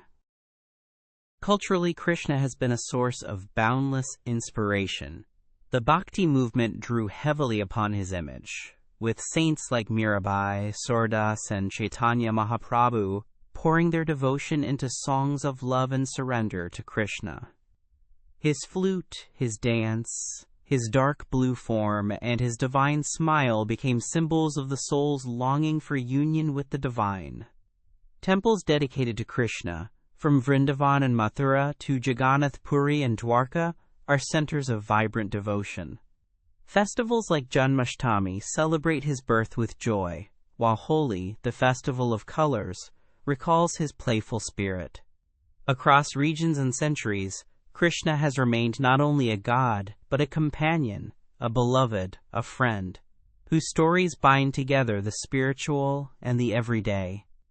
Krishna's role also highlights the complexity of dharma. Unlike Rama, who embodies strict adherence to duty, Krishna often bends the rules to uphold the larger truth. On the battlefield, he advises Arjuna to strike Karna when he is vulnerable, to use Shikhandi against Bhishma, to employ strategies that are not entirely fair. This apparent pragmatism reveals that dharma is not always rigid. It sometimes requires flexibility, for the greater good may demand actions that appear ambiguous. In this way, Krishna reflects a more nuanced vision of preservation, one that recognizes the imperfections of the world and navigates them with wisdom and cunning. His life teaches that righteousness is not always about rigid rules, but about compassion, balance, and the willingness to act for the welfare of all. On a psychological level, Krishna represents the inner teacher, the divine presence that guides the soul through confusion and conflict. Arjuna's despair on the battlefield mirrors the struggles of every human being torn between duty, desire, and fear. Krishna's words in the Gita are not only for Arjuna but for all seekers, offering clarity when life feels overwhelming. At the same time, his playful aspects remind humanity not to lose joy amidst struggle.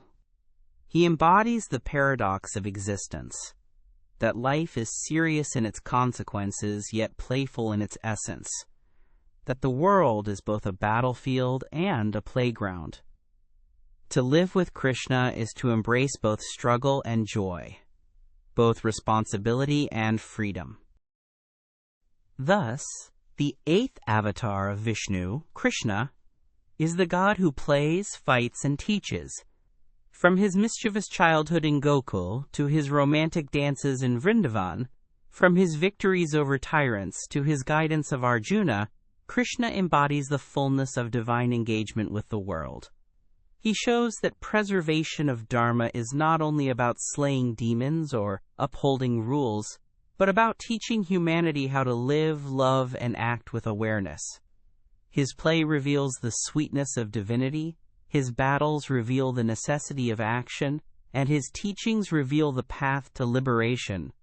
Through Krishna, Vishnu demonstrates that the preserver is not only a cosmic guardian, but also a companion in life's joys and struggles, a teacher who guides the soul to truth, and a beloved who draws humanity toward divine love.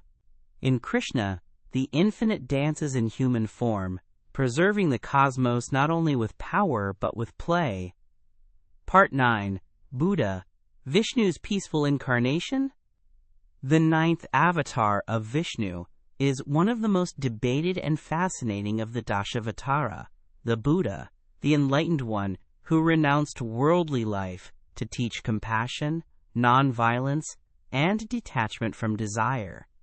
Unlike Narasimha, who roared with wrath, or Parashurama, who wielded his axe with fury, the Buddha represents a form of preservation rooted not in force, but in peace, not in weapons, but in wisdom. His place among Vishnu's incarnations reflects the flexibility and inclusiveness of Hindu tradition, which absorbed the historical figure of Siddhartha Gautama into its cosmic framework. Yet the Buddha's inclusion has also sparked questions. Was he truly an avatar of Vishnu, or was his name assimilated later to harmonize two great traditions? Whatever the origin of this identification, the image of Vishnu descending as Buddha reveals the profound recognition that sometimes the world is preserved, not through battle, but through the cessation of violence, through the teaching of inner awakening. The story of the Buddha begins in the historical setting of the 6th century BCE in northern India. Siddhartha Gautama was born a prince of the Shakya clan. raised in luxury and sheltered from the realities of suffering. Yet his encounters with old age, sickness, and death awakened in him the realization that worldly pleasures could not protect against life's inevitable pains. Renouncing his palace, wife, and child, he became a wandering seeker, practicing austerities until he attained enlightenment beneath the Bodhi tree. As the Buddha, the awakened one, he taught the Four Noble Truths: that life is suffering, that suffering arises from desire, that liberation comes through the cessation of desire, and that the Eightfold Path of right living leads to freedom. His message of compassion, mindfulness, and nonviolence spread rapidly, forming the basis of Buddhism. For Hindus, who later came to see him as Vishnu's ninth avatar, the Buddha's life was understood as a divine intervention intended to reshape humanity's relationship with violence, desire, and spiritual practice. In some Puranic traditions, however, the Buddha avatar is given a different, more complex role. He is described not merely as the teacher of compassion, but as a figure who appeared to delude the wicked.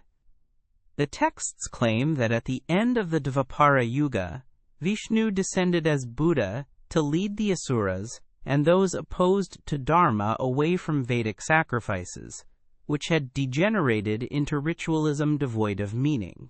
By rejecting the authority of the Vedas, the Buddha weakened the power of corrupt priests and false worshippers, clearing the way for the re-establishment of true dharma in the next age. This portrayal casts the Buddha not as a universal savior, but as a strategic avatar whose mission was to cleanse spiritual practices of their excesses. It shows how Hindu mythology often framed history within the cycles of cosmic time, interpreting even disruptive figures as instruments of divine purpose. The peaceful incarnation of Vishnu as Buddha stands in striking contrast to earlier avatars. Matsya, Kurma, and Varaha dealt with cosmic floods and demons. Narasimha and Parashurama embodied fierce wrath. Rama and Krishna navigated war and politics. But as Buddha, Vishnu does not take up arms. Instead, he preaches ahimsa, the principle of nonviolence, urging humanity to abandon animal sacrifices and warfare, to cultivate compassion for all living beings. This reflects a profound shift in emphasis. Preservation of the world does not always require physical battles, but can also occur through inner transformation. By teaching nonviolence, the Buddha preserved not only the lives of beings, but the very possibility of harmony in society. The inclusion of the Buddha in the Dashavatara also reflects Hinduism's ability to embrace and reinterpret other traditions. Buddhism, as it spread across India and beyond, became a major rival to Brahmanical religion, challenging caste hierarchies and Vedic authority. By identifying the Buddha as an avatar of Vishnu, Hindu tradition both acknowledged his greatness and reabsorbed his message into its own cosmic framework. In doing so, Hinduism preserved continuity, showing that all great teachers are ultimately manifestations of the divine preserver. This strategy allowed Hindus to honor the Buddha while maintaining the primacy of Vishnu and the cyclical vision of time in which avatars arise to guide humanity. Yet to see the Buddha only as a figure of delusion, as some Puranas suggest, is to overlook the profound philosophical depth of his teaching. His rejection of sacrifice and caste hierarchy resonates strongly with the idea of dharma as balance and justice. His emphasis on mindfulness, detachment, and compassion fits well with the Hindu quest for moksha, liberation from the cycle of rebirth. Many later Hindu philosophers, such as Adi Shankara, debated with Buddhist ideas, and in doing so refined their own systems of Vedanta. Thus, even when presented as an avatar sent to mislead, the Buddha paradoxically preserved dharma by forcing Hinduism to reform and strengthen itself. The Buddha avatar also carries ecological and ethical significance. His teaching of compassion for all beings extended beyond humans to animals, reinforcing the principle of ahimsa that would later become central to Jainism, Hinduism, and Gandhi's philosophy of nonviolence. In this sense, Vishnu's descent as Buddha can be seen as an intervention to prevent excessive violence against life, reminding humanity of its responsibility toward all creatures. If Narasimha symbolizes divine wrath against tyranny, and Parashurama symbolizes divine fury against corruption, then Buddha symbolizes divine compassion, the refusal to perpetuate cycles of harm. His preservation is gentle but no less powerful, for it seeks to end suffering at its root. Culturally, the Buddha as Vishnu's avatar has had far-reaching influence. In art and temple worship, images of the Dashavatara often include the serene figure of Buddha, seated in meditation with half-closed eyes, hands in dhyana mudra. His place among warrior gods and cosmic beasts highlights the breadth of Vishnu's manifestations, from ferocity to tranquility. In regions like Odisha, Andhra Pradesh, and Tamil Nadu, where both Hinduism and Buddhism flourished, temples depicted the Buddha as part of the Vishnu cycle, showing the seamless blending of traditions. This synthesis helped create a shared cultural memory, where the Buddha could be revered both as the founder of Buddhism and as a form of Vishnu. On a psychological level, the Buddha avatar represents the preservation of inner balance in a chaotic world. Where earlier avatars fought external demons, the Buddha fights the inner demons of ignorance, craving, and hatred. His weapon is not an axe or bow, but insight into the nature of suffering and the mind. By teaching meditation and mindfulness, he provides tools for individuals to preserve their own peace, which in turn contributes to the preservation of social harmony. In this way, the Buddha avatar reveals a new dimension of preservation, not only of the cosmos and society, but of the individual's inner stability. The question remains, was the Buddha truly Vishnu's avatar, or was this identification a later development? Historically, Siddhartha Gautama did not claim divine status, and his teachings often rejected the authority of Hindu gods. The assimilation of Buddha into the Dashavatara likely occurred centuries later, as Hinduism sought to integrate Buddhism into its worldview. For Hindus, this was not contradiction but harmony. All great teachers must be forms of Vishnu, for it is he who descends whenever dharma is in danger. From this perspective, the Buddha's denial of divinity was itself part of his role, humbling humanity to look within rather than upward. The debate over his inclusion reveals the richness of Hindu mythology, which can embrace contradictions and reframe them as expressions of divine play. Festivals and regional traditions sometimes emphasize the Buddha avatar in unique ways. In some Vaishnava circles, his role is interpreted allegorically. Just as the Buddha rejected ritual sacrifices, so too must devotees reject superficial practices and seek true devotion. In others, his peaceful teaching is contrasted with the warrior avatars, showing that preservation takes many forms. For the devotee, meditating on the Buddha avatar is an opportunity to cultivate compassion and nonviolence in their own lives, to see that Vishnu's preservation is not only cosmic, but personal, touching the heart and mind directly. Thus, the ninth avatar of Vishnu, the Buddha, is indeed Vishnu's peaceful incarnation, though layered with complexity and debate.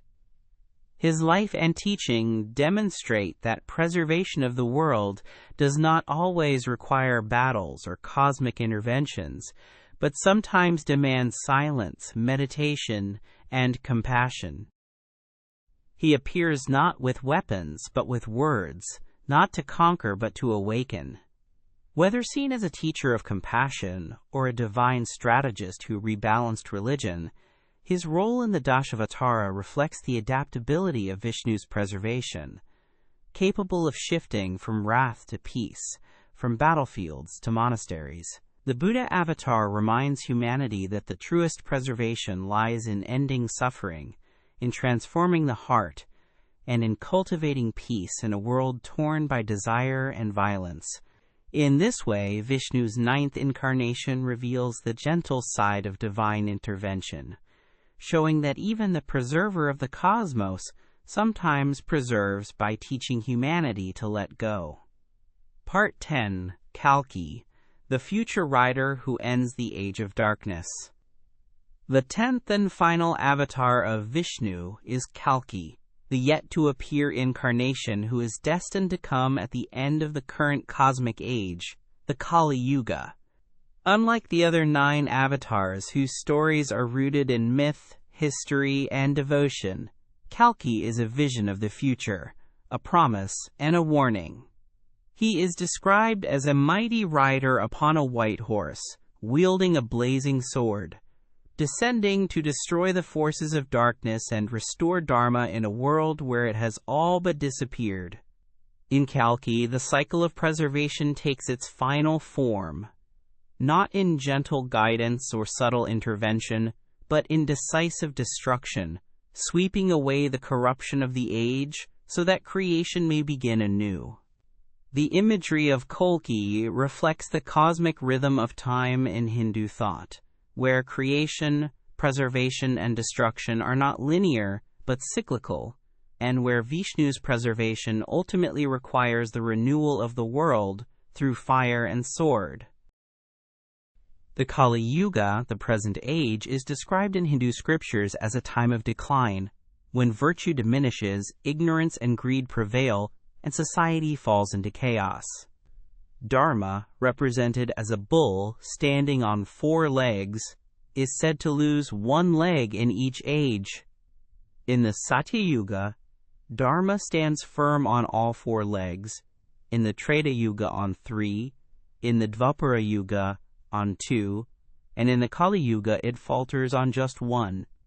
Corruption of rulers, exploitation of the weak, loss of compassion, and disregard for truth characterize this dark age. The Puranas paint grim pictures of this decline.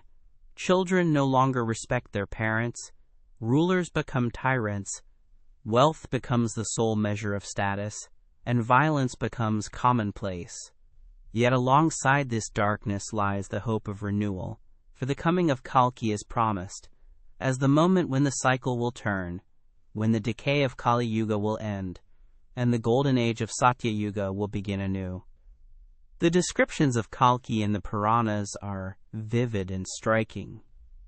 He is envisioned as a warrior of dazzling appearance, riding a white horse that symbolizes purity and truth, carrying a sword that blazes like a comet.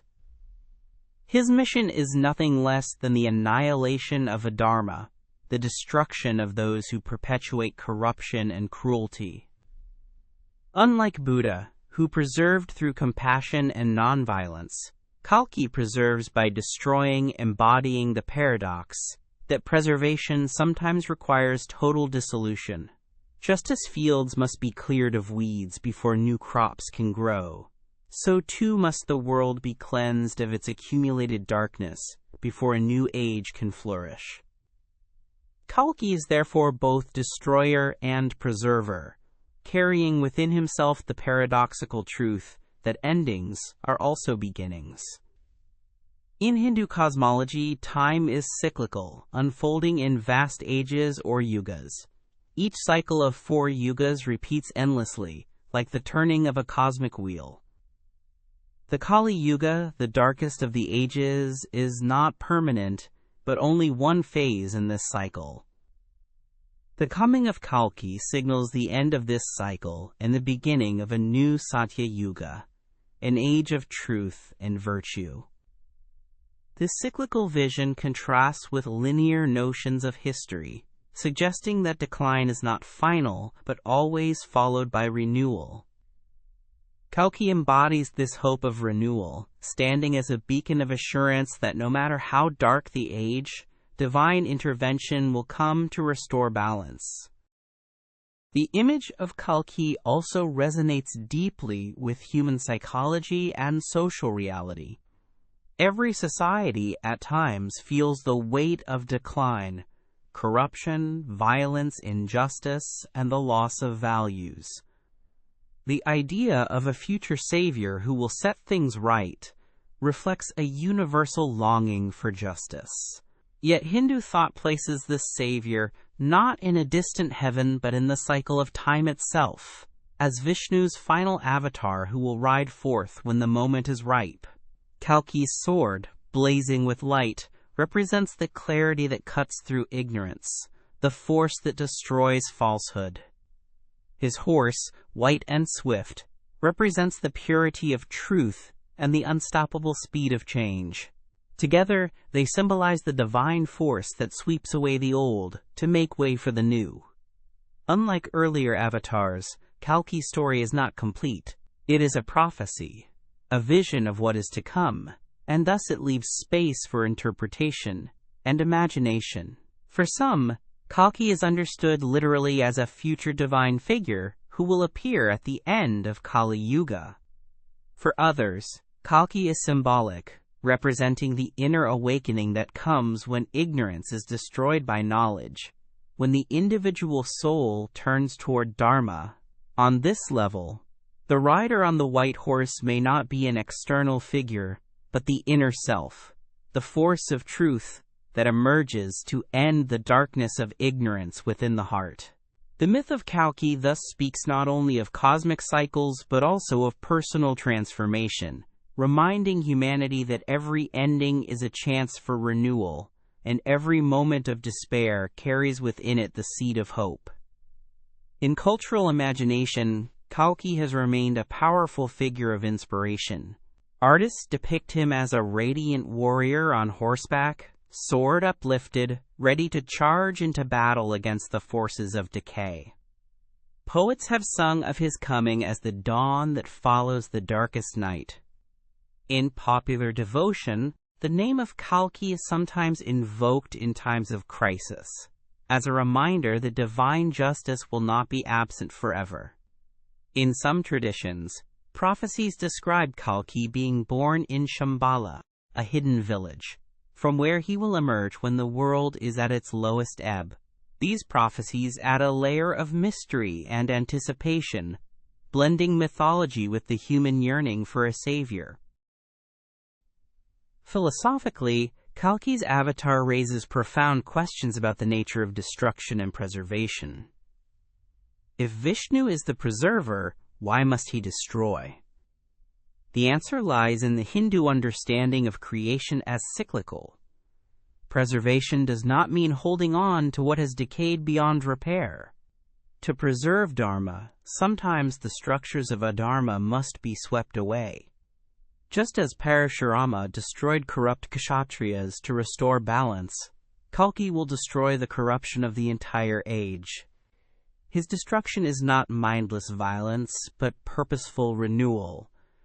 In this, he mirrors Shiva, who as destroyer clears the way for creation. Yet, unlike Shiva's eternal role, Kalki is a specific intervention of Vishnu, showing that preservation and destruction are two sides of the same divine purpose. The moral lesson of Kalki's story is both sobering and hopeful. It reminds humanity that unchecked decline will lead to inevitable correction, that injustice and corruption cannot endure forever. At the same time, it offers hope that even in the darkest age, divine presence has not abandoned the world.